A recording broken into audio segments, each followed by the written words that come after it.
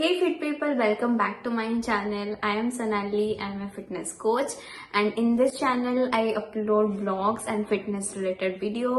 Okay, so first thing, today is January 3 and I'm wishing you very happy new year to everyone, and I hope कि ये साल सबका best रहे, सबका best. And let's start this video without wasting any time. So आज basically हम बात करने वाले हैं प्लेटिंग.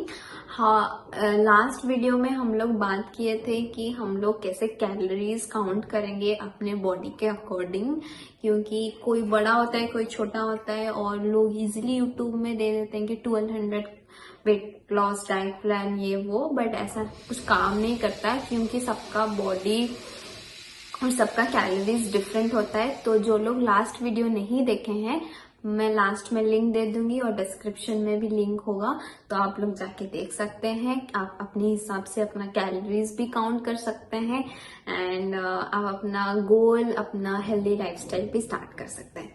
सो ये वीडियो होगा कि आप कैलोरीज काउंट करने के बाद आपके माक्रो न्यूट्रिएंट्स को कैसे डिवाइड करोगे. इंपॉर्टेंट माक्रो न्यूट्रिएंट्स है protein, fat, carbs, fibre. Okay, ये चार को आपको ध्यान रखना है. और ये बहुत इंपॉर्टेंट है. वैसे तो कैलोरीज हम पिज्जा से भी ले सकते हैं कि हमारा अगर 1200 कैलोरीज है तो हम एक पिज्जा, 2 पिज्जा का स्लाइस खाने से हमारा 1200 कैलोरीज हो जाएगा. बट वैसे क्या होगा ना कि आपको प्रॉपर एनर्जी नहीं मिलता है.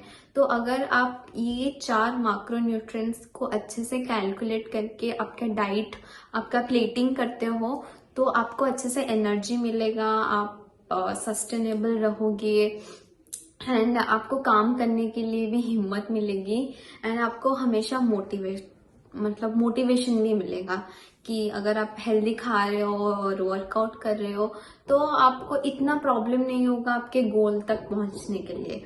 और माक्रो न्यूट्रिएंट्स वेरी इंपॉर्टेंट क्योंकि आपके मेटाबॉलिज्म को बूस्ट भी करते हैं, ये आपको एनर्जी देते हैं वर्कआउट के टाइम पे. So macronutrients is important. So first important macronutrients है प्रोटीन, जो कि बहुत लोग इग्नोर करते हैं, स्पेशली लड़कियां, क्योंकि हमें लगता है कि दाल से, एक बाउल दाल से हमें प्रोटीन मिल जाता है. हम एक बाउल दाल को ही कंसीडर करते हैं कि हाँ हम दाल खा रहे हैं, हमें प्रोटीन मिल रहा है. बट नो गाइस, दाल में 50% कार्ब्स होता है एंड 50% या फिर 40% होता है प्रोटीन. और आप एक बाउल दाल में अराउंड आपको 6 to 7 ग्राम प्रोटीन मिलता है या फिर मे बी 10 to 11, जो कि बहुत कम है आपके बॉडी. सो फर्स्ट कि आपको प्रोटीन कैलकुलेट कैसे करना है, आपका जितना बॉडी वेट है इंटू 0.8 कर सकते हैं, वो होगा आपका बेसिक. अगर आप वर्कआउट नहीं कर रहे हो, बेसिक नीड ऑफ सबका बॉडी के अकॉर्डिंग. नहीं तो अगर थोड़े से ओल्ड एज है तो आप 0.6 से भी स्टार्ट कर सकते हैं. नहीं, अगर आप लोग वर्कआउट कर रहे हैं, अगर आप लोग का एक बिजी लाइफस्टाइल है तो आपका मिनिमम प्रोटीन होना चाहिए 1 ग्राम. और जो लोग हेवी वर्कआउट करते हैं you go on like 1.2 grams. और ऐसे सपोज मेरा बॉडी वेट है 55, तो 55 ग्राम्स ऑफ प्रोटीन नॉर्मल होना चाहिए. Getting my point. तो नॉर्मल ऐसा होना चाहिए आपके बॉडी के अकॉर्डिंग. उसके बाद अगर मैं वर्कआउट करती हूँ तो मेरे को 80 ग्राम 90 ग्राम प्रोटीन मेरी बॉडी गोल के हिसाब से मुझे बढ़ाना है. वैसे ही कार्ब्स आपको नॉर्मल, उसके बाद आपको 25% ऑफ योर डाइट फैट रहना चाहिए, हेल्दी फैट, जैसे कि नट्स हो गए हैं, पीनट्स हो गया, सीड्स हो गए, जो कि आपको बहुत सारे विटामिन मिनरल्स देते हैं और आपको एनर्जी भी मिलता है फैट से. ये स्टोर एनर्जी होते हैं. So definitely add fat on your diet. उसके बाद कार्ब्स भी बहुत इंपॉर्टेंट है क्योंकि ये हमें एनर्जी देता है, हमारा इजी डाइजेस्ट होता है कार्ब्स. तो और हम लोग इंडियन है तो हम कार्ब्स को कभी भी इग्नोर नहीं कर सकते। हमें रोटी चपाती चाहिए, क्योंकि एक हमारा माइंडसेट भी ऐसा हुआ है कि अगर हमें राइस नहीं खाएंगे तो हम नींद नहीं आएगा, रोटी नहीं खाएंगे। तो उसको भी इग्नोर करने की कोई जरूरत नहीं है। आप अपने कैलोरीज के हिसाब से आपके कार्ब्स को भी खा सकते हैं। सो ध्यान रखिए कि आप प्रोटीन अच्छे से लो।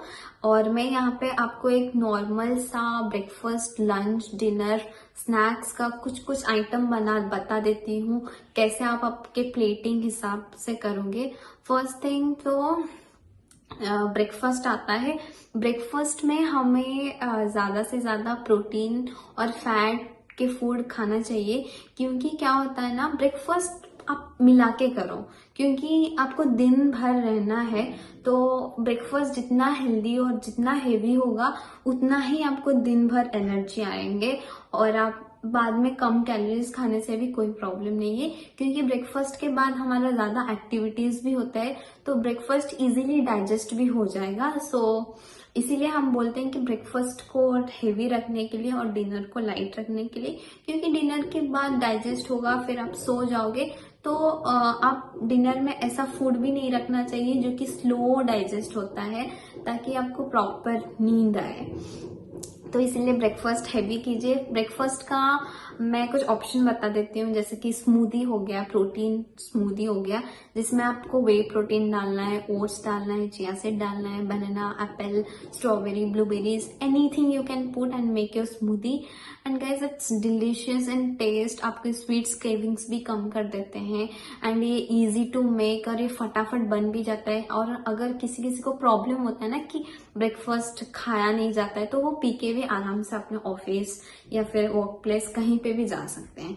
सेकेंड आता है हमारा वही सेम ओट्स बाउल। आप ओवरनाइट ओट्स रख के उसके अंदर चिया सीड डाल सकते हो, फिर सुबह उठ के उसमें फ्रूट्स या फिर ककाओ पाउडर या फिर प्रोटीन पाउडर डाल के आप आराम से खा सकते हो ओट्स बाउल। उसके बाद आता है प्रोटीन रिच में ब्रेड, ऑमलेट, फ्रूट्स, आप वो भी खा सकते हो, या फिर फ्रूट्स आप मिड स्नैक्स में भी रख सकते हो। तो आप एग ब्रेड खा सकते हो, ये एक अच्छा ऑप्शन है कि प्रोटीन भी मिल जाता है और कार्ब्स भी मिल जाता है। और उसके बाद आप पोहा खा सकते हो। अगर आप वेजिटेरियन हो तो एग नहीं खाना चाहते हो तो आप लोग पोहा खा सकते हो, paneer poha, soya chunks poha, anything protein rich जिसमें आपका प्रोटीन है।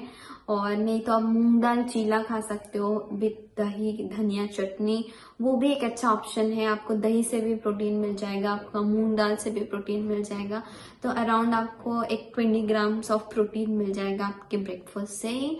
तो ऐसे करके आप अपना ब्रेकफास्ट प्लान करो, पहले से प्लान करो, ताकि इजी रहेगा कि आज मुझे को स्मूदी खाना है। और गाइज और एक बात मैं बताना चाहती हूँ कि वे प्रोटीन आर्टिफिशियल नहीं होता है, और जो लोग इतना हेवी वर्कआउट नहीं करते वो लोग भी ले सकते हैं। और ऐसा कुछ नहीं है कि आपको बस वे प्रोटीन आफ्टर वर्कआउट लेना है, वैसा भी कुछ नहीं है। आपका जब भी मर्जी आप ले सकते हो वे प्रोटीन। और ये एक मिल्क से बनता है, तो मिल्क आर्टिफिशियल नहीं है, सो इट्स वेरी मतलब safe to take whey protein.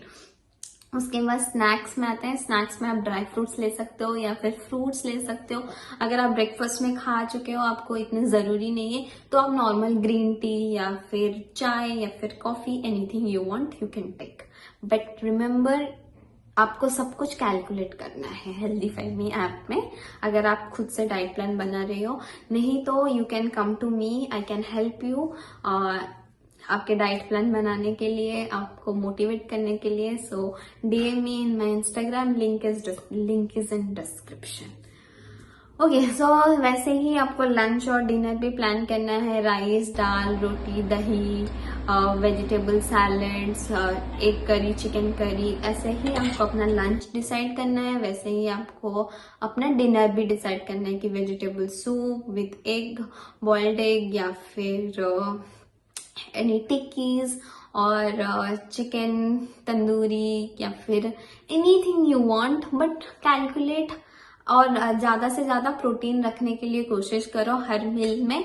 और कार्ब्स तो आते ही हैं, और फैट भी आते ही हैं, लाइक पीनट्स, नट्स थोड़े बहुत खाओ क्योंकि उसमें ज़्यादा कैलोरीज होते हैं, but include every nutrition in your diet plan. और वेजिटेबल्स भी ज़्यादा खाओ ताकि अच्छे से डाइजेस्ट हो। एंड या दैट्स ऑल। दही भी ऐड करो ताकि आपका प्रोबायोटिक भी हो। तो ऐसे ऐसे आपको प्लेटिंग करना है।